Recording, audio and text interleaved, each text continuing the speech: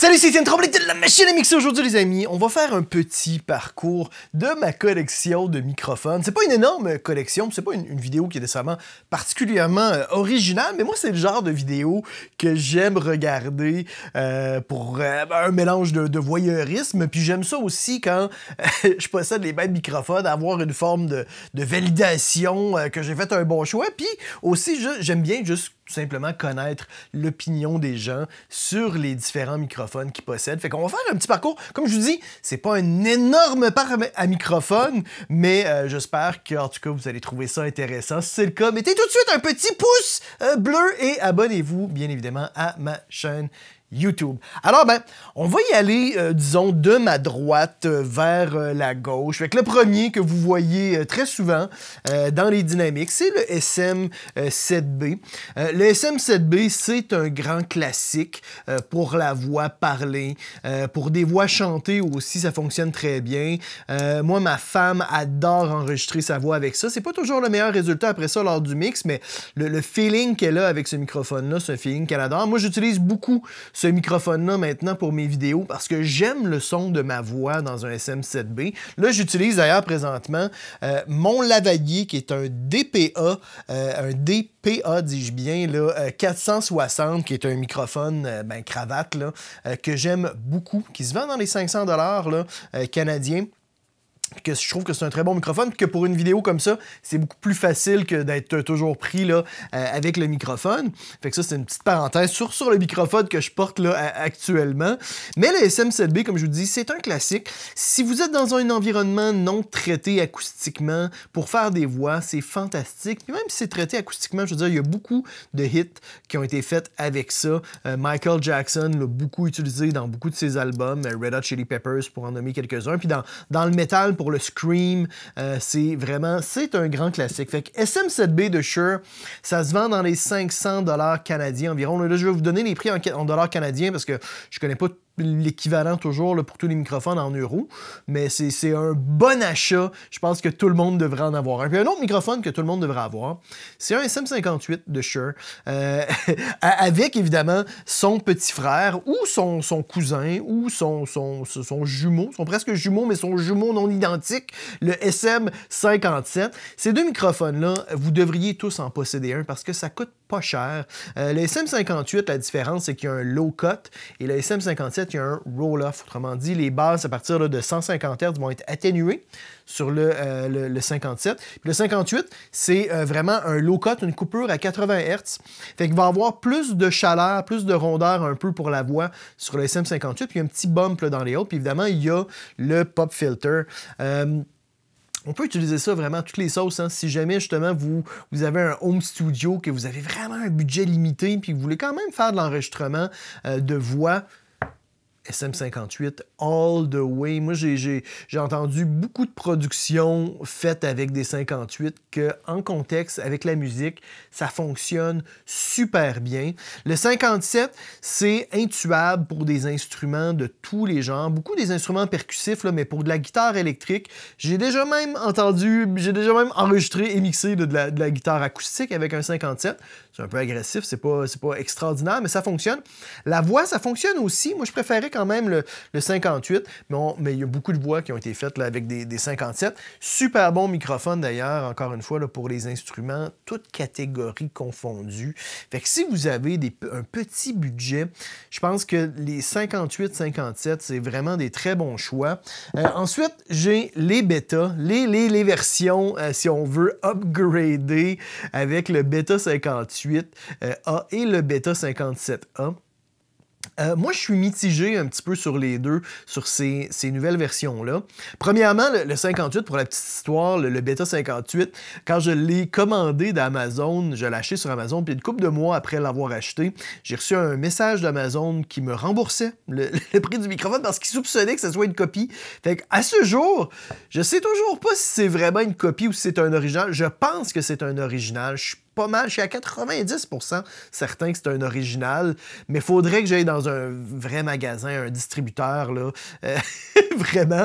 Parce qu'à Amazon, des fois, ça, c'est le risque, hein, c'est qu'il y a plein de revendeurs. Des fois, on pense acheter la vraie patente, puis finalement, c'est une copie. Fait que ça, je le sais toujours pas. Le Beta 57A, ça peut être aussi la même situation. Je pense que je l'ai aussi acheté chez Amazon. Pour ça, je vérifie. Le Beta 57, comparativement au SM57, c'est que c'est un super cardioïde versus cardioïde.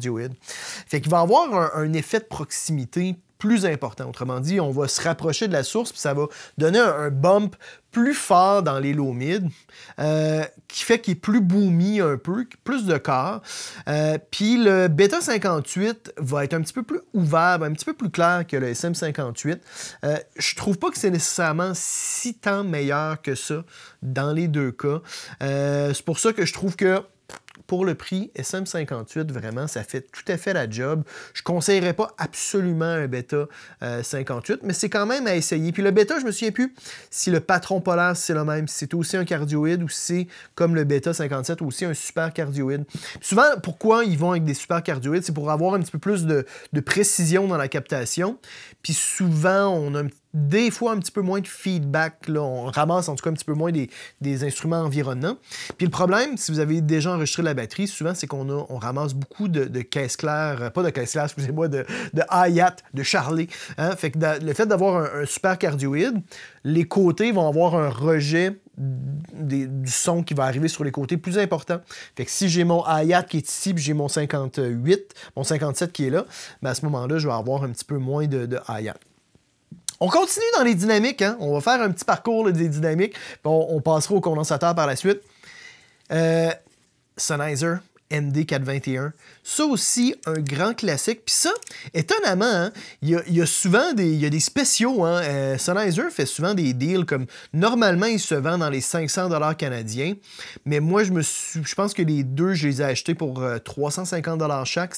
C'est Sennheiser qui faisait un spécial. Il y a une bague. Il est bien connu pour la bague à l'arrière qui sert à atténuer l'effet de proximité. Fait que si on est proche, par exemple, d'un tom, parce qu'on utilise de façon assez classique ça sur les toms de la batterie, ben si on trouve qu'en étant très proche, on a un son qui est un petit peu trop bouh, mais qu'on aime la proximité parce qu'on veut avoir la définition puis on veut pas trop ramasser tout le reste, ben on peut tourner la bague pour avoir à ce moment-là moins de basses, moins ce boost-là dans les basses. Très bon pour la voix, très bon pour la guitare électrique, ça va être beaucoup plus clair, beaucoup plus ouvert, beaucoup plus hi-fi, je pourrais dire que le SM57. Pour les percussions, genre djembé, tabla, whatever, super bon, très polyvalent en général. Moi, je l'aime beaucoup. C'est pour ça que j'en ai deux, parce que je trouve ça pratique d'avoir des 421, des bongos, conga. D'ailleurs, vous faites une petite prise stéréo, là, 2 micros avec ça. C'est génial, ça sonne super bien. Des percus, des shakers, vraiment all around. Fait que si vous voyez ça passer pas cher, achetez-le. Autant comme les 58, 57 que 421, c'est le genre de microphone qu'on achète, même si on n'a pas de besoin précis, juste parce que c'est intéressant de les avoir. Évidemment, il est bien connu aussi pour son holder. Son holder, là, c'est un grand classique. Ça m'est arrivé, je compte plus le nombre de fois que ça m'est arrivé dans ma carrière, qu'en plaçant le floor tom, on le tient comme ça, puis là, on vient toucher à ça, puis ce que ça fait, c'est que ça le déclipe. Et ça tombe, ça fait un roulement de tambour sur la batterie. Fait que ça, c'est bien connu pour... Puis ça, ils n'ont jamais changé le design. Ils ont gardé leur design de marde pour des raisons obscures. Peut-être pour des raisons de brevet. Des fois, c'est juste pour ça. Juste pour pas avoir à payer pour un nouveau brevet. Fait que MD421 de Sennheiser, grand classique.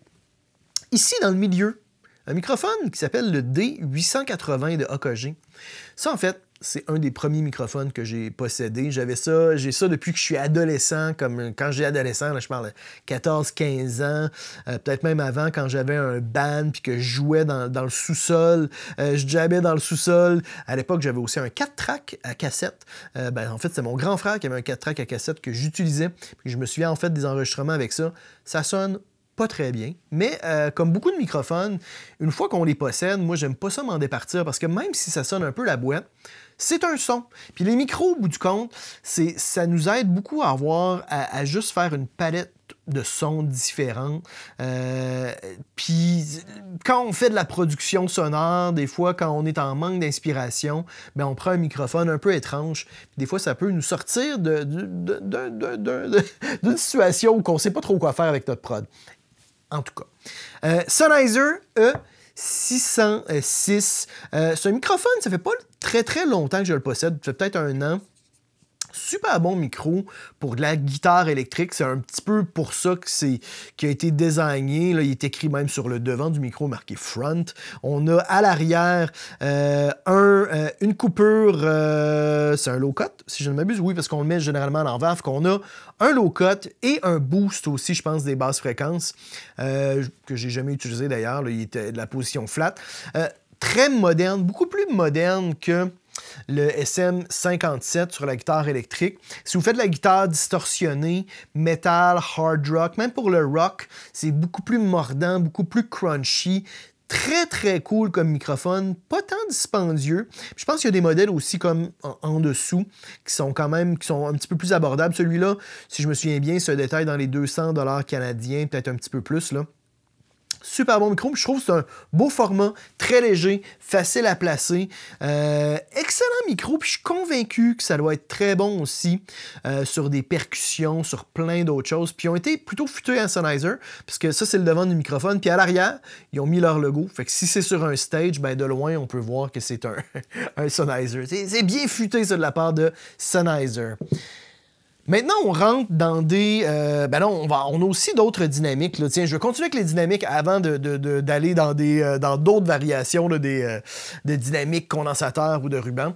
Beta 52A, microphone de kick, fait par Shure, se vend dans les 300 $ canadiens si je ne m'abuse. Un son très moderne, c'est un classique. Beaucoup utilisé. Je suis pas un énorme fan de ce microphone-là. Je le trouve cool quand même, mais c'est pas mon préféré. Pour la basse électrique aussi très bien. On pourrait enregistrer du floor tom avec ça, malgré que ça manquerait peut-être un petit peu de low mid, peut-être, là, pour du floor tom. Un que je préférerais, moi personnellement, que je préfère en fait, c'est le D112. Et là, c'est le D112 MK2. Il y a eu plusieurs versions, évidemment MK1, puis je pense qu'il y a eu même le D12 avant le D112 qu'on voit parfois là, dans certains studios. Ça, c'est fait par AKG, aussi dans les 300 $.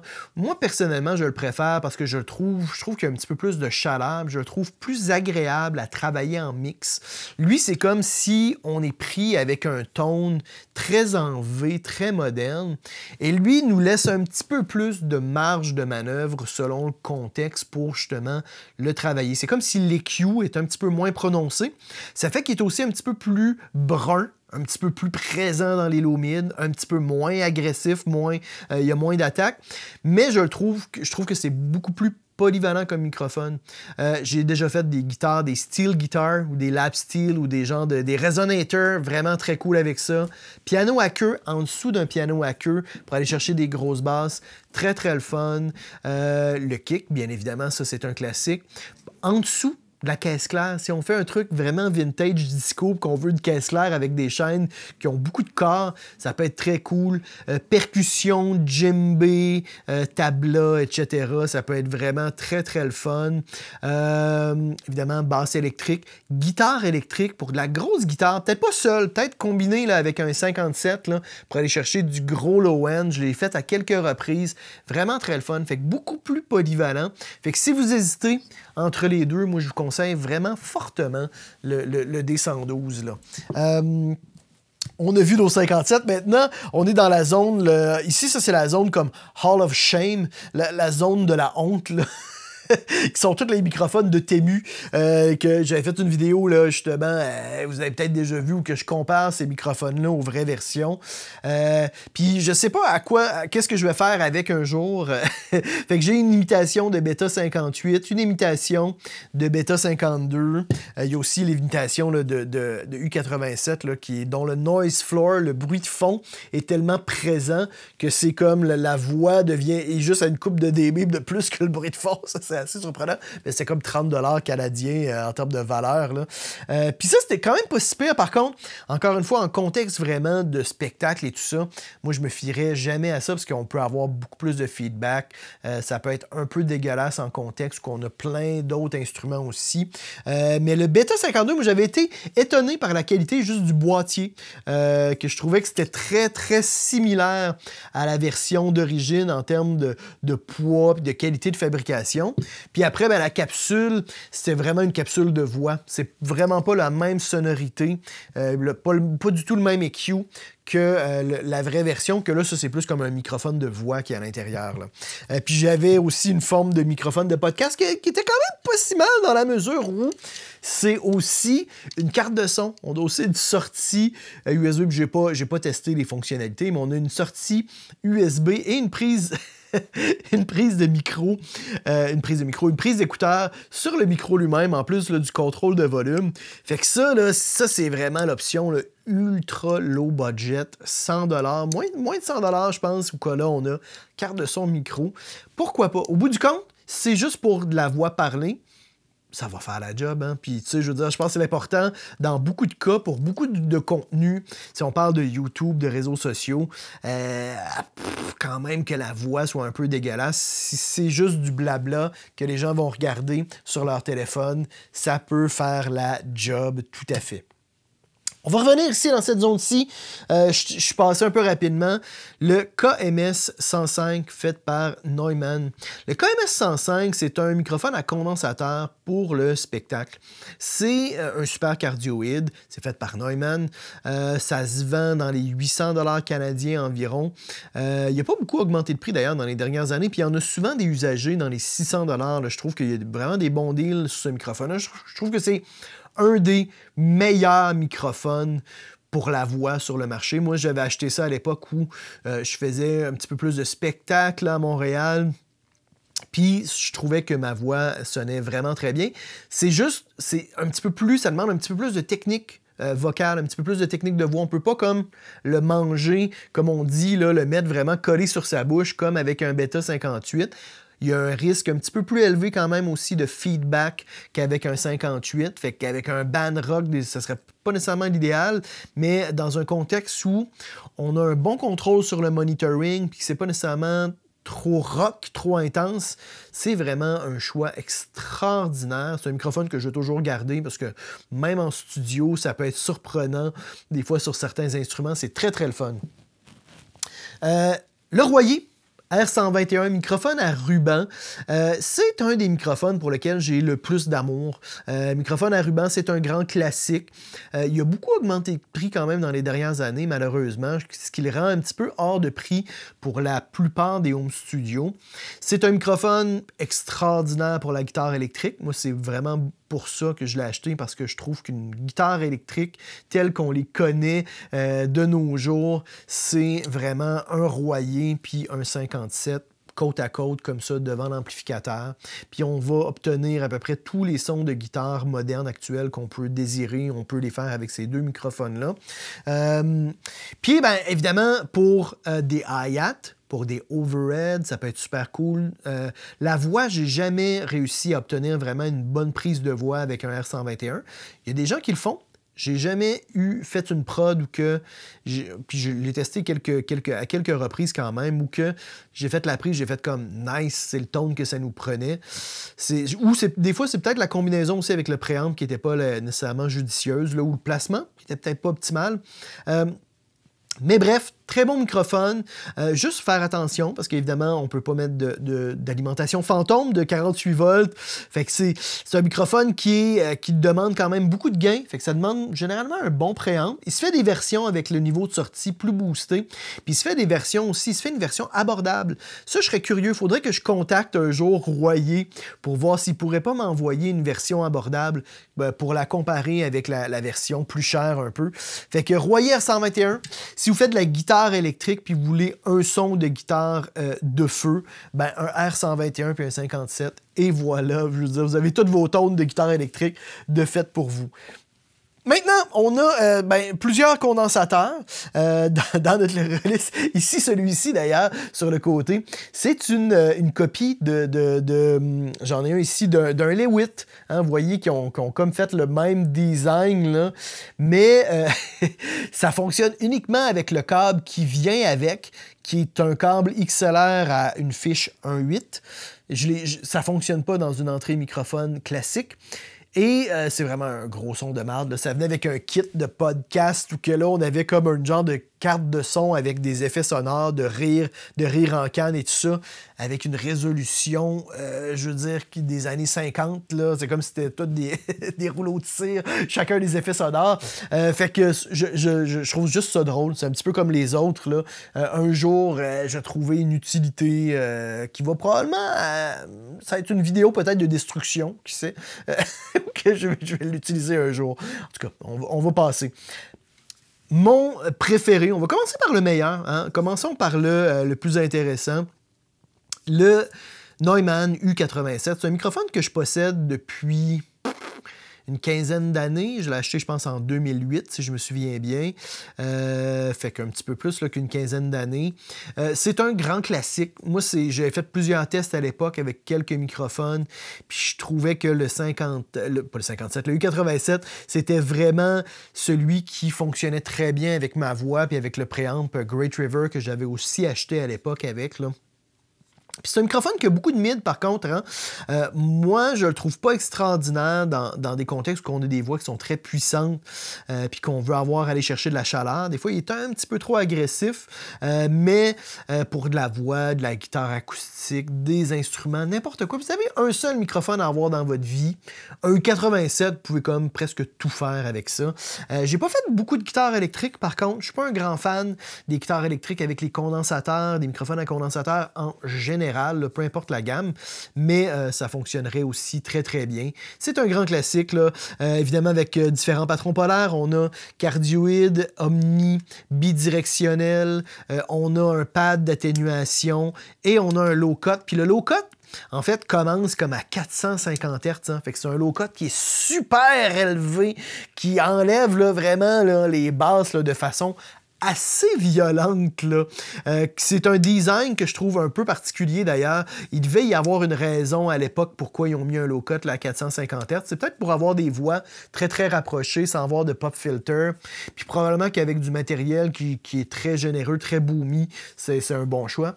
57, U87, un grand classique. Un autre microphone, ça fait très longtemps que je possède, en fait, que je possédais avant de posséder le U87, c'est le Rode NTK. Le Rode NTK, qui est un microphone à lampe fait par Rode, bien évidemment, que j'ai utilisé dernièrement sur des prods, pensant que ça allait être un bon choix. Finalement, j'ai regretté mon choix. C'est un microphone qui est cool, mais qui a des fois les hautes, je les trouve un peu agressives.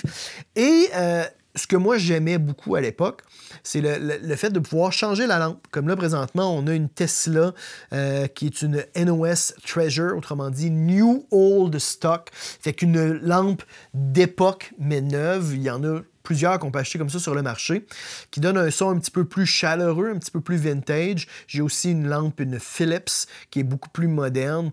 Fait que ça, c'est intéressant pour ça, pour aller chercher différents tons. Cela dit, encore une fois, un peu agressif, mais j'ai fait beaucoup de recording avec ça.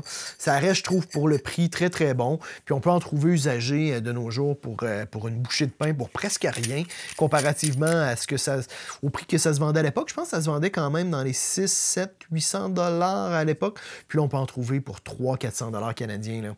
Là. AKG. C414 BULS. C'est un vieux modèle que j'ai acheté usagé. Je ne l'ai pas beaucoup utilisé en recording. C'est une version qui est un peu agressive. C'est quand même pas mal. Les 414, c'est des grands classiques. Puis ça, c'est comme je vous dis, c'est comme une vieille version. Évidemment, on a cardioïde. On a un cardioïde un petit peu plus pointu, omni, bidirectionnel. On a aussi 2 pads d'atténuation 10-20 dB puis 2 low cut, 75 puis 150. Les AKG, les 414, c'est vraiment, c'est des workhorse, comme on dit, là. C'est des chevaux de travail. pour faire une mauvaise traduction. C'est des microphones qui sont, je trouve, extrêmement polyvalents pour les voix, les instruments, etc. Très, très cool. 414, pas grand-chose à dire, là, mais pour overhead de batterie, moi, c'est un de mes choix préférés pour les chaînes de la caisse claire, pour mettre en dessous d'une caisse claire. Ça, c'est extraordinaire. Puis les voix, des voix, justement, des fois un petit peu trop puissantes, un peu agressives, ça va souvent arrondir un petit peu les mids. Très, très cool. Ensuite, une version beaucoup plus moderne, le Lewitt LCT 440 Pure. C'est un microphone que Lewitt, en fait, m'a envoyé pour que je le teste. Puis finalement, j'ai jamais fait de vidéo dessus. C'est pas un microphone que je trouve à tout casser. Les Lewitt, je sais qu'ils sont ultra populaires de ce temps-ci. Puis ça rentre dans une catégorie de microphones très moderne, très hypé dans les hautes, avec des hautes très, très modernes, très présentes. Puis moi, je suis pas toujours un gros fan je suis pas un grand fan de ces hautes-là qui sont très, très modernes, très hypées.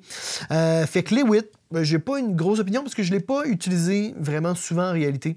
J'ai fait quelques productions avec, quelques tests, puis j'ai jamais été un gros fan. Je trouve que les S sont pas nécessairement super faciles à gérer là-dessus. Un peu trop agressif à mon goût.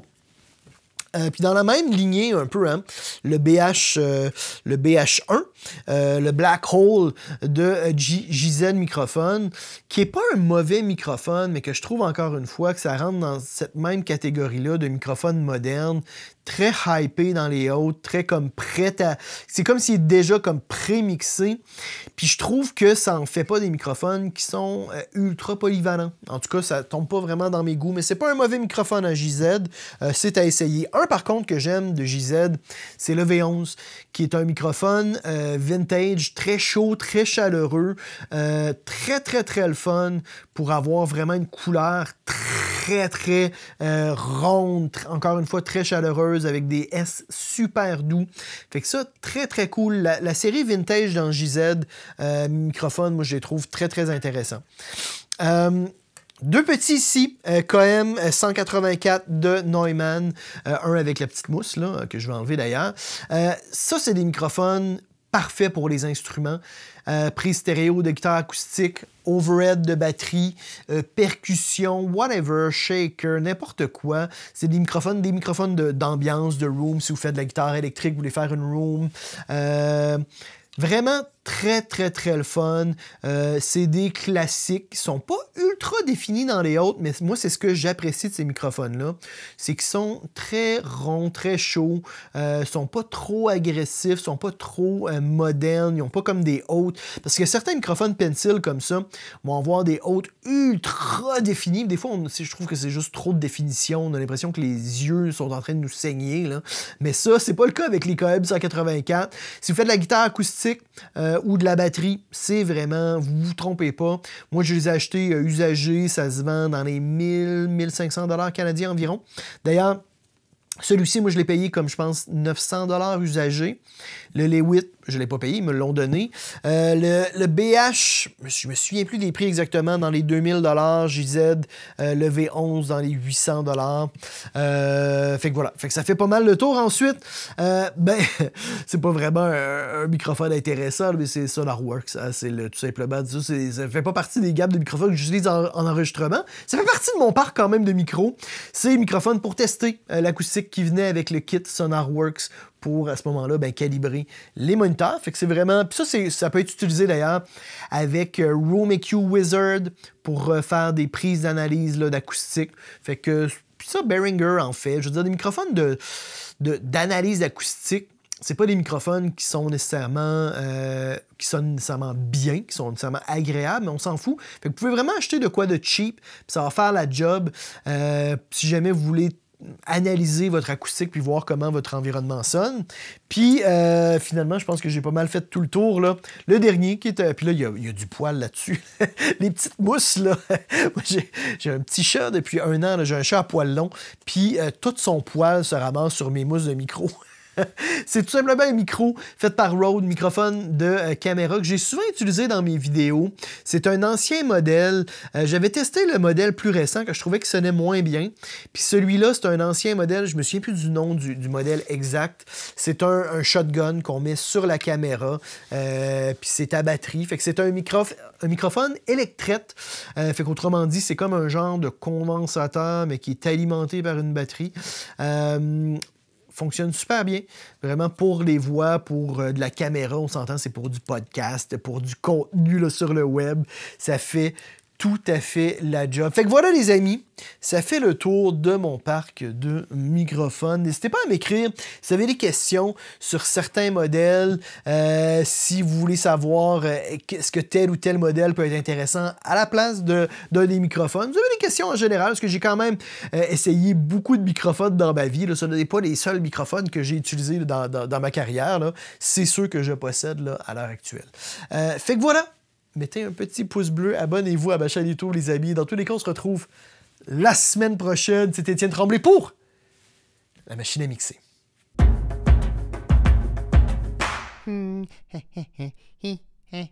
Abonne-toi. N'aie pas peur. Allez, clique.